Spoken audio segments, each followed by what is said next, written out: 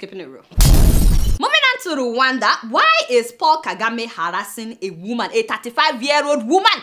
Why can't he pick on his mates? I beg. This 35-year-old woman, Diane, was the only female candidate that challenged him during the elections. First of all, they started circulating nude pictures, which she said were photoshopped. So they were circulating these nude pictures, and then they beat up and jailed some of the people that were working with her while she was trying to get signatures. You guys know that in Rwanda, you need at least 600 signatures for you to run. So she didn't get 600 signatures, she got 1,100 signatures. But the Kagame's government refused to validate the signatures. They said that they were not valid. Can you guys imagine? They said only 572 signatures were valid. Haba! So they disqualified her based on that. They said that she couldn't produce 600 signatures. Kagame is so afraid of this lady that he won't even let her name appear on the ballot paper. So then he said he won the election by 99%. And I'm like, really? Who wins a presidential election by 99%? Except dictators.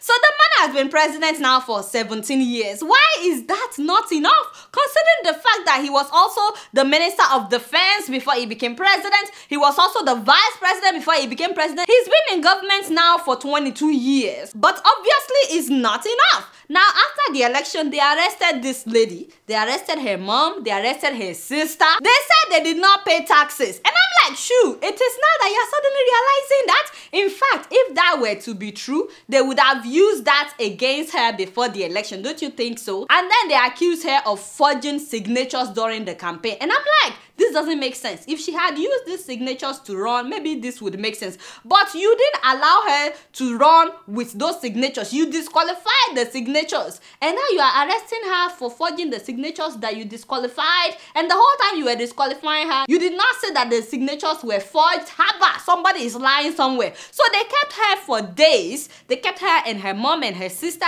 at an undisclosed location. And then they put her under house arrest. Now they arrested her again. This time around, they said that it's because she's planning a coup. I'm so confused. Like, seriously, why can't Kagame just have one story? Because he keeps changing his story about this woman. First of all, it was taxes, and then signatures, and now coup. Really? She was planning a coup? Kagame, how convenient. And of course, some Rwandans would defend this man, even though they know that this is not right. And even though none of them can aspire to be president so long as Kagame is alive, they can't even protest. Keep in mind, by the way, that this is exactly what Kagame did to another woman that challenged him in 2010. I'm talking about Victoire Ingabire. Some people call this woman the Nelson Mandela of Rwanda. She was living in the Netherlands with her family, but she was actively involved in the Rwandan politics as an opposition member. And then she went back to Rwanda, and in 2010, all opposition parties merged and they made her their presidential candidate. The same way that he blocked